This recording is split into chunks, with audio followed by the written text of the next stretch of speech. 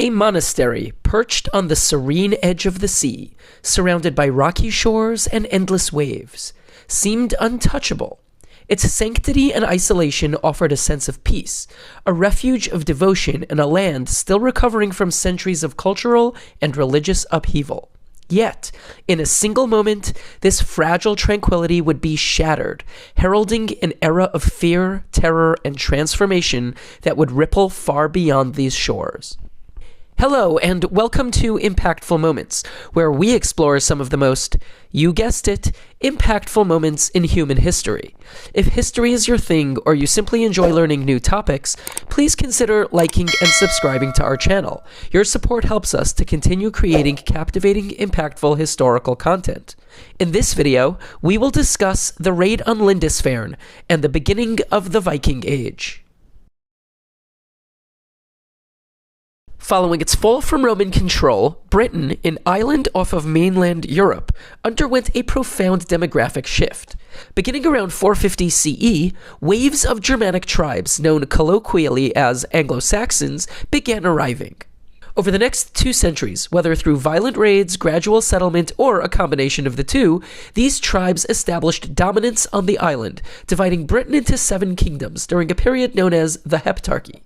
By the early 7th century, Christianity took root.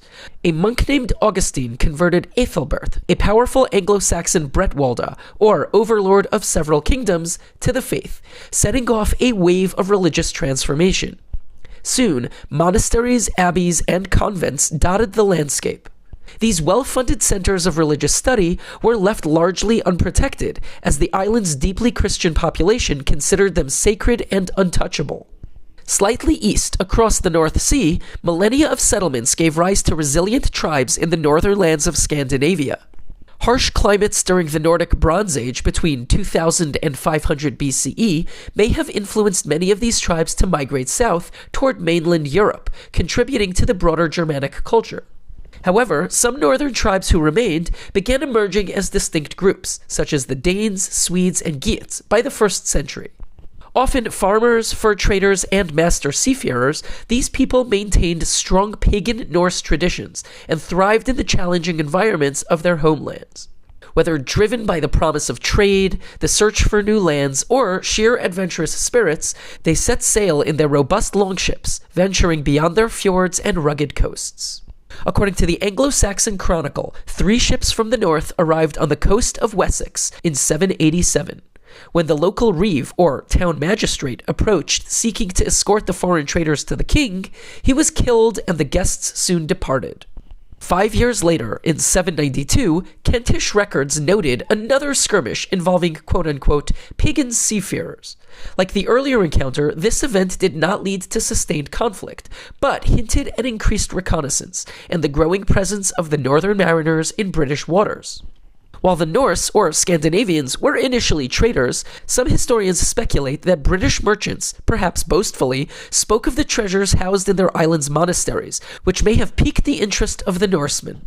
What is fairly clear is that the Scandinavians were pagan and unimpressed by the Christian sanctity that kept these riches protected. Wealth was wealth, regardless of its religious significance to others, and they saw no divine protection, positioning these sites as ripe for plunder. Back in Britain, 793 was marked by ominous signs. The Anglo-Saxon Chronicle recounts strange occurrences: sheets of lightning, whirlwinds, and fiery dragons cutting across the skies of Northumbria. These were followed by a famine that deepened a growing sense of dread.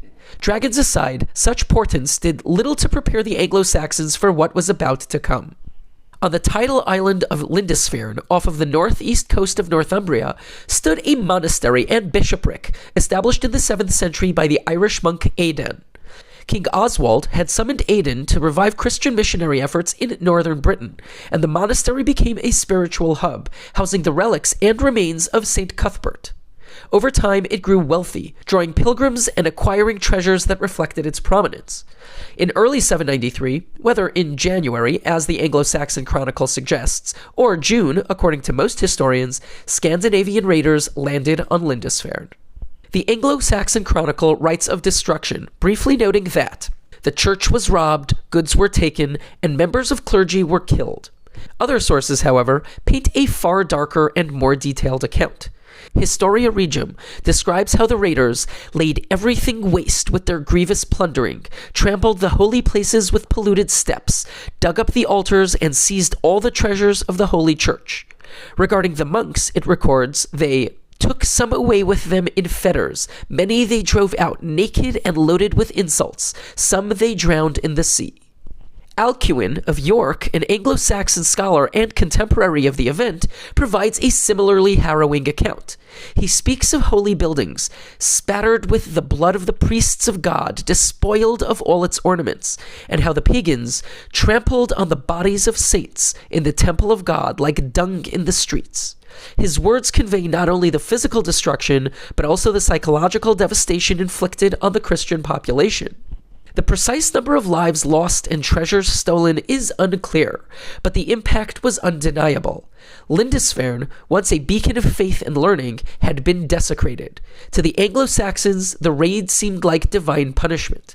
But this was no isolated act of violence. The attack on Lindisfarne signaled the start of a new era of terror and warfare. For centuries, the Norse would leave their mark on the British Isles and beyond, as raiders, settlers, and conquerors. The Viking Age had begun. The raid on Lindisfarne marked the beginning of a transformative era, defined by exploration, trade, raids, and ultimately, conquest and colonization. In Britain, the immediate aftermath of this raid was characterized by shock and terror. The desecration of sacred sites like Lindisfarne shattered the perceived sanctity and protection of religious institutions. To the invaders, known as Vikings, a term possibly derived from the Norse vikingur, meaning pirate, or vik, meaning a creek, such places were prime targets for their wealth and vulnerability. Continued raids on coastal towns, abbeys, and monasteries left the population in a state of constant unease. Over time, this fear and unrest escalated into broader conflicts, resulting in the establishment of Danelaw, a Viking territory in Britain, and setting the stage for a protracted struggle over the rule of Britain itself. The reach of Viking raids, however, extended far beyond the shores of Britain. Their shipbuilding mastery gave rise to innovative raiding tactics. Small, nimble fleets could swiftly strike coastal settlements, plundering wealth, seizing slaves, and disappearing before defenses could muster a response. Across Europe, the sight of a Viking ship on the horizon became synonymous with dread. Their seafaring expertise also enabled them to navigate rivers, allowing them to penetrate deep into inland territories. This capability led to audacious raids on non-coastal targets, including Paris and the heart of the Frankish lands during the mid-9th century.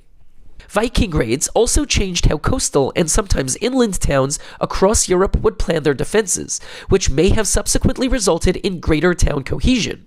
Greater fortifications, watchtowers, and messenger systems were established, and small, quickly deployable, and better trained militias were often formed, which led to blurred boundaries between social classes, as all groups often fought together in their town's defenses. While their fierce raids often defined them, the Vikings also engaged in trade, fostering an exchange of goods and ideas across cultures. In some regions, they even transitioned from raiders to settlers, founding towns like Dublin that would grow into enduring centers of trade and influence. As explorers and connectors of societies, the Vikings' influence may have been unrivaled in the pre-exploration era. While cities like Dublin are universally acknowledged as Viking-founded, the Eastern Vikings, known as Varangians, and likely originating in Sweden, have also been linked to tribes such as the Rus, and are believed, in tandem with the Slavs, to have founded cities that have evolved into the modern states of Russia, Belarus, and Ukraine. Their trade networks also bridged incredibly vast cultural and geographic divides, evidenced by discoveries such as Buddha statues in Viking Age Swedish burial sites and documented Norse influences stretching from Constantinople or even Baghdad to the far reaches of Canada. In their exploratory ventures, the Vikings were pioneers. They were the first to establish settlements in Iceland and Greenland, and ventured as far as North America, where they briefly set foot on its shores centuries before Columbus. Culturally, the Vikings have been romanticized and immortalized in modern imagination. Their mythology has gifted us iconic figures like Thor, Odin, and Loki, and concepts like Ragnarok and Valhalla. Even the name of several days of the week, Tuesday, Wednesday, Thursday, and Friday, are derived from Norse gods. Although their horned helmets are a historical myth, the popular imagery of long braided haired warriors adorned with bone necklaces and wielding battle axes remains iconic, permeating books, movies, operas, television shows, and even professional sports. The Vikings were more than just raiders. They were agents of cultural exchange, exploration, and innovation. Their influence reshaped societies across continents and created a legacy that continues to inspire awe, fascination, and a sense of adventure to this day, and their age began with the raid of Lindisfarne. I hope you enjoyed this video and found this period in history both informative and enlightening. Please feel free to share your thoughts in the comments below, and I hope you can join us for another video. Thanks for watching.